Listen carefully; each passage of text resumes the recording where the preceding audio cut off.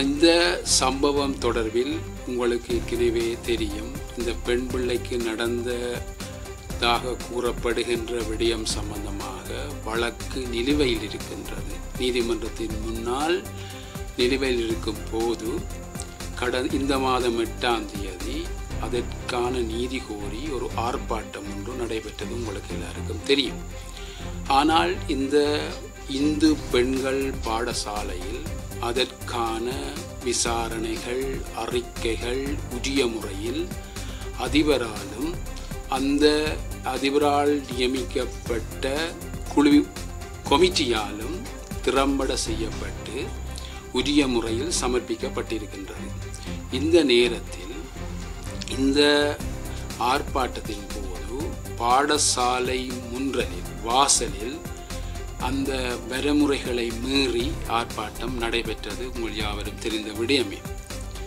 இங்கு இந்த விடயதானம் நீதிமன்றத்தில் இருக்கும் போது இந்த விடயத்தை எடுத்து பலதரப்பட்டவர்களாலும் சோஷியல் மீடியாவில் பல கருத்துக்கள் முன்வைக்கப்பட்டு கொண்டிருக்கின்றன. இங்கு இந்த பாடசாலையானது ஒரு புகழ்பெற்ற பெண்கள் இந்து தேசிய பாடசாலை. அந்த பாடசாலைக்கு இந்த மாதம் 8ஆம் தேதி களங்கம் ஒன்று ஏற்பட்டிருக்கின்றது.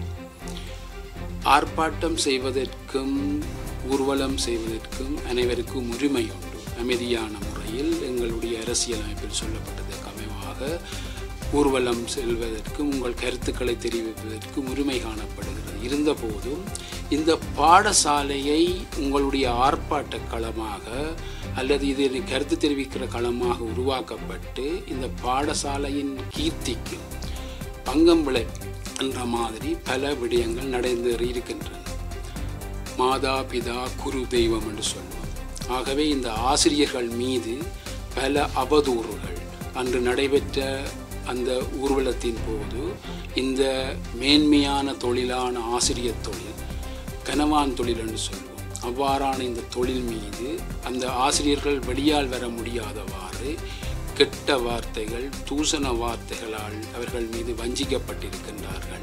அதே நேரம் அந்த பாடசாலையில் இருந்த பிள்ளைகள் பாதிக்கப்பட்டிருக்கின்றார்கள் போன்ற விடயங்கள் இருக்கின்றன. ஆனால் இங்கு நாங்கள் மீண்டும் சொல்லுகின்றோம், இறந்த இந்த பெண் குழந்தைக்கு நீதி கட்டாயம் கிடைக்க வேண்டும். ஒரு பெண் குழந்தை மீது கை வைத்தால் கையை அல்ல தலையே எடுக்க வேண்டும் என்று சொன்ன தலைவன் இருந்த காலப்பகுதியில் வாழ்ந்த பலர் அந்த பாடசாலையில் ஆசிரியர்களாக இருந்து கொண்டிருக்கின்றார்கள். இந்த நடவடிக்கைக்கு இந்த பிள்ளை மீது நடந்த களங்கத்தை போக்குவதற்காக நடைபெறுகின்ற விசாரணைகளுக்கு பூரண ஒத்துழைப்பை இந்த பாடசாலை வழங்கி கொண்டிருக்கின்றது. இப்போதும் பல விசாரணைகள் நடைபெற்று கொண்டிருக்கின்றன.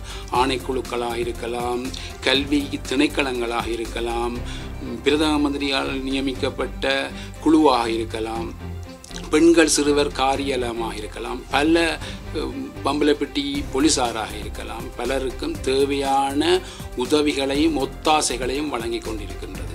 இந்த சம்பவம் 8ஆம் தேதி 12ஆம் மாதம் என்று நினைக்கிறேன், 11ஆம் மாதம் தெரிய வந்தது பாடசாலைக்கு.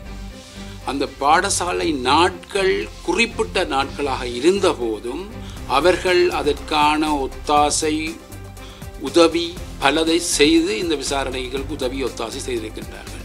குறிப்பாக ஆசிரியர்களும் அந்த நியமிக்கப்பட்ட குழுவினரும் அதிபரும் லீவு நாட்களில் கூட போலீசாருக்கு ஒத்தாசை வழங்கி இந்த விசாரணைக்கு ஒத்துழைப்பு செய்திருக்கின்றார்கள். அப்படி இருந்தபோது மீண்டும் மீண்டும் நாங்கள் சொல்லுகின்றோம், இந்த இறந்த பிள்ளைக்கு நீதி கிடைக்க வேண்டும் என்பதற்காக பாடசாலை சமூகம் சிஐடியினருக்கும் ஒரு முறைப்பாடு ஒன்று செய்யப்பட்டிருக்கிறது. இந்த விசாரணை நடைபெற்று உண்மை கண்டறியப்பட வேண்டும் என்பதில் எந்த பக்கச்சார்பும் இல்லை. பக்கச்சார்பு இல்லாமல், ஒரு பக்கமாக இல்லாமல் விசாரணை நடைபெற வேண்டும் என்பதற்கு பூரண ஒத்துழைப்பு வழங்கப்படுகிறது.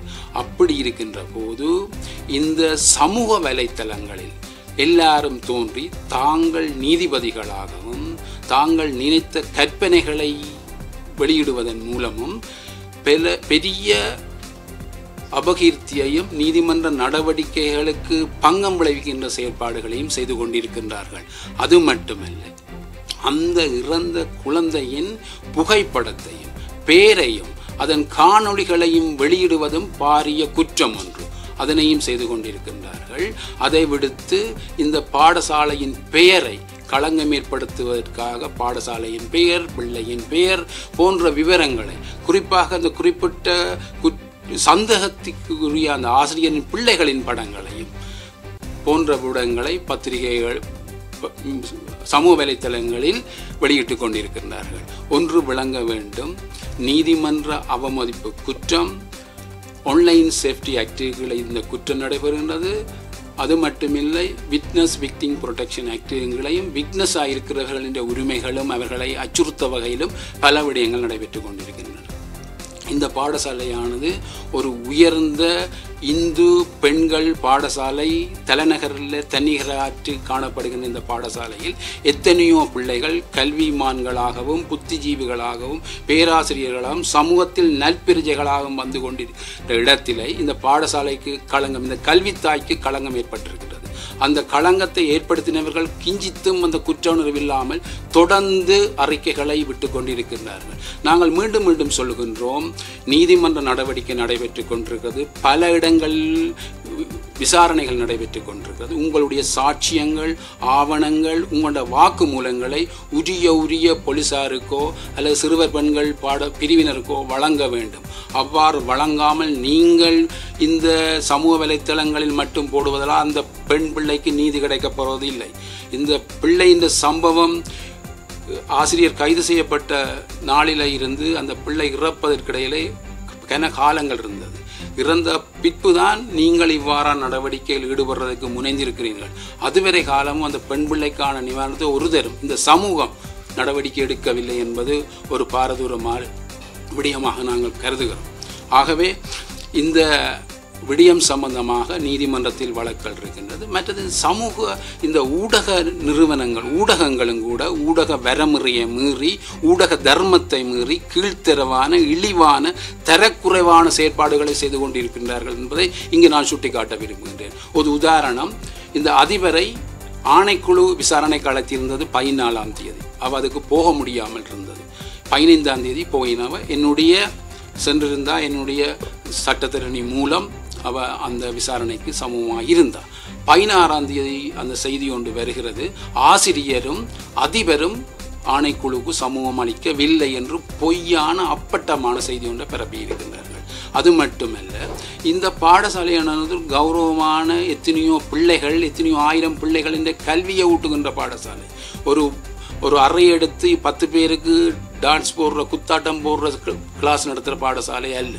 இது ஒரு கௌரவமான செயற்பாடு. அதை நாங்கள் தாற்பயமாக விளங்கிக் கொள்ள வேண்டும். இந்த விடயங்கள் சில அரசியல்வாதிகள் தங்களுடைய கீழ்த்தரமான அரசியல் செயல்பாடுகளுக்காக இந்த விஷயத்தை எடுத்து பல விஷயத்தில் நன்மைகள் பெறுவதற்காக இவ்வாறான பல அரசியல் செயற்பாடுகள் செய்து கொண்டிருக்கிறார்கள். தொழிற்சங்கவாதிகள் சில பேர் சொல்லுகிறார்கள் என்னென்னு சொன்னால், ஆசிரியரையே இடமாற்றவில்லை, பிள்ளையை இடமாற்றி விட்டார்கள் என்று தவறான செய்திகளை, முழுதும் தவறான செய்திகளை நான் இந்த விடயம் சம்பந்தமாக துலாவாரியாக விரிவாக உங்களுக்கு விளக்கம் தர முடியும். ஆனால் நீதிமன்றத்தில் இந்த வழக்கு விசாரணை இருப்பதால் அந்த வழக்கு விசாரணைக்கு பங்கம் ஏற்படக்கூடாது என்பதற்காக நான் அந்த விடயங்களை கூற விரும்பவில்லை. அவ்வாறு கூறுவதாக என்றால் நீதிமன்ற அவமதிப்பு குற்றத்தை செய்தவனாக கருதப்படுவேன் நான். ஆகவேதான் இந்த விடயங்களை உங்களுக்கு இன்னும் தெளிவுபடுத்தி சொல்லலாம். யார் குற்றவாளிகள், இந்த பெண் பிள்ளையின் சாவுக்கு யார் காரணமானவர்கள் என்றதை நான் கூற முடியும். ஆனால் நீதிமன்றத்தில் விசாரணை நடைபெறுகின்றது, நீதவான் நீதிமன்றத்தில் நடைபெறுகிறது, பிள்ளையின் சாவு சம்பந்தமாக விசாரணை நடைபெற்று கொண்டிருக்கின்றது, சிறுவர் பெண்கள் பிரிவில் விசாரணை நடைபெற்று, ஆணைக்குழுவில் விசாரணை நடைபெற்று, பல விசாரணை சிஐடியில் விசாரணை நடைபெற்று கொண்டிருக்கிறது. ஆகவே உரியவர்கள் தயவு செய்து உங்களுடைய ஆவணங்களையும் உங்களுடைய ஆதாரங்களையும் உரிய நிறுவனங்களுக்கு வழங்குவதோடைய இந்த கல்வித்தாயின் மீது ஏற்பட்ட களங்கத்தை போக்குவதற்காக எவரும் முயற்சி செய்யவில்லை. குறிப்பாக நீங்கள் பார்த்தீங்கன்னா இந்த அதிபர் கூட 35 வருஷ ஆசிரிய வரலாறை கொண்டவர். ஏற்கனவே 15 வருடம் ஒரு பெரிய ஆண்கள் பாடசாலை திறம்பட சேவையாற்றி எங்களுடைய பாடசாலையில் விரும்பி அவரை நாங்கள் உள்வாங்க கேட்டு 2.5 வருஷம் இந்த பாடசாலையை திறம்பட செயற்படுத்தி கொண்டு வந்தவர். அவருடைய சேவையை கேள்விக்குட்படுத்தி அவர் தனிப்பட்ட முறையில் விசாரணை செய்யவில்லை. குறிப்பிட்ட அதற்கும் ஆசிரியர்களை நியமித்து அவர்களோட பெற்றாரோட தொடர்புறதுக்கு ஒருவர், ஆவணங்களை பரிசீலிக்கிறதுக்கு பாதுகாக்கிறது என்று பலவிதமான செயற்பாடுகள் உரிய முறையில் நடைபெற்று கொண்டிருக்கிறது. யாரும் இது சம்பந்தமாக தேவையான விவரங்களை நீங்கள் பெற்றுக்கொள்ளலாம். அதை விடுத்து அபாண்டமாக இந்த பெண் பிள்ளைகள் படிக்கிற பாடசாலை மீது களங்கம் ஏற்படுத்தக்கூடாது என்றும், எவ்வாறான நடவடிக்கை ஏற்பட்டால் அந்த பெற்றார் மீது அந்த பிள்ளை மீது அக்கறை கொண்டவர்கள் நீதிமன்றத்தில் வழக்கு நடவடிக்கை நடைபெற்று கொண்டிருக்கிறது. நீங்கள் அவ்வாறு இலவசமாக சட்ட உதவி செய்கிறதுக்கு எத்தனையோ சட்டத்தரணிகள் காத்திருக்கின்றார்கள். அவர்கள் அணுகி நீங்கள் நீதிமன்றத்தில் உங்களோட கருத்துக்களை வைக்கலாம்.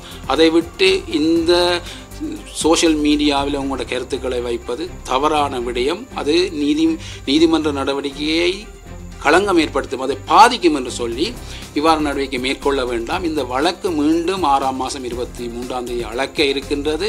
அது மட்டுமில்லை, இந்த ஆசிரியர் கூட இதுக்கு நீதி வேண்டும் என்றதுக்கு அடிப்படையில் பல இந்த அதிபர் மீதும் கூறியிருக்கிறார், நீங்கள் இவ்வாறான நடவடிக்கை கட்டாயம் ஏற்படுத்தி தனக்கு தீர்ப்பு தர வேண்டும். இவர் சந்தேக நபராக காணப்படுகின்றார். இன்னும் குற்றம் நிரூபிக்கப்படவில்லை. ஆகவே இவ்வாறான தவறான அவருடைய பிள்ளைகளின் படங்கள் அல்லது இந்த மாணவர்களின் படங்கள், இவ்வாறான படங்களை பரப்புவதை பிரசுரிப்பதை தயவு செய்து தவிர்க்குமாறு நான் கேட்டுக்கொள்கிறேன். நன்றி. செய்திகளை உடனுக்குடன் தெரிந்து கொள்ள உடனே சப்ஸ்கிரைப் பண்ணுங்க.